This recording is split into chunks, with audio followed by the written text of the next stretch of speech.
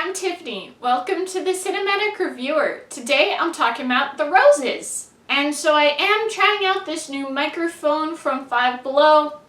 We'll see how it goes. I loved that the song Happy Together, it was played at the beginning and at the end of the movie. And it does help remove the association of that really freaky Together movie. And of course, I'm still always going to associate this song with Freaky Friday. Now, I did try watching The War of the Roses before this, and it was so grim and filled with hate, I had to turn it off. It was actively depressing me. When things in media are too negative, I can't keep watching or can't stand it. Example being Shrek Forever After, Toy Story 3 when the toys are being tortured, and Lotso being so awful. This movie, The Roses, was hilarious! Literally had me and my mom laughing out loud throughout.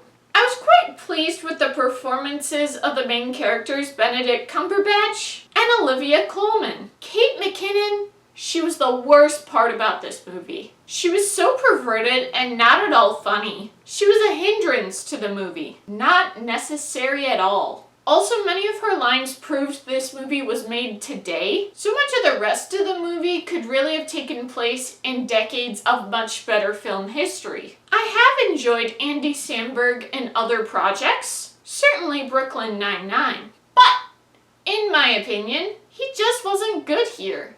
It felt so weird for him to be so vulgar. Also, I got pretty bummed to see how old he's getting. I thought the storm with the destruction of Benedict's building was so crazy. It felt so out of place. It was like it was too cinematic, epic, or something like that. The pacing of this movie was great. A solid progression of the hatred and resentment they had for each other. Not once did this movie get particularly dejecting. I was having a great time. Part of what's so good about it is the chaos of it all. It's so unhinged. I'm really glad I'm more open to movies that aren't my typical genre. I'm sure I wouldn't have been interested in a British offbeat movie in my teen youth, but it was so great. Speaking of British, there were times it had British humor and they were talking so fast that I did not understand some of these lines. But regardless, it was super great. Now, in my theater, from what I could tell, we had quite an older audience. There was literally a guy snoring more than a few times. And let me note, the movie's not boring.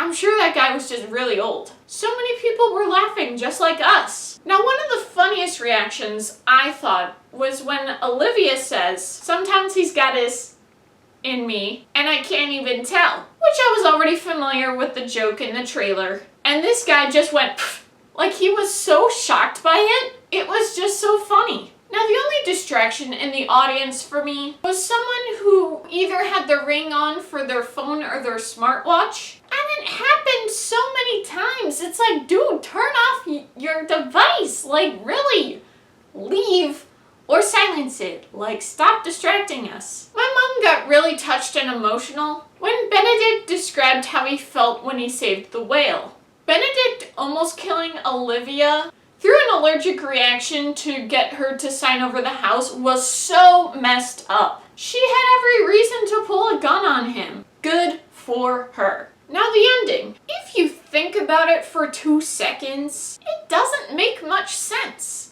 Olivia Colman's character is a chef. Shouldn't she know when Benedict Cumberbatch severely damaged the stove that maybe the gas is now leaking? And with this whole smart house voice control thing, Benedict requests the fire be lit. I think it only makes sense that the machine of the house would say excessive gas recognized. Like, something like that. And then it would be like, cannot light the fire. Calling 911.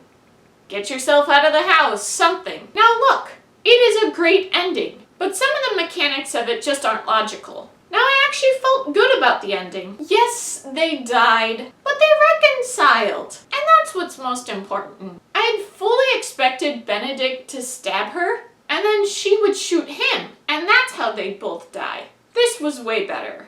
Now I figured it was inevitable they would die, since I was already informed by my parents. that the characters died in the War of the Roses. But obviously with a reimagining, you don't know what things they're gonna keep and what things they're gonna change. So, this was a great movie. A significant improvement from the War of the Roses. Great performances, fantastic humor, all around a great time. A dark comedy that is fully worth your time. Thank you guys so much for watching. I hope you enjoyed. If you did, be sure to give this video a big thumbs up, comment below, and if you liked this video and would like to see more movie content, be sure to hit that subscribe button. See you guys next time. Bye!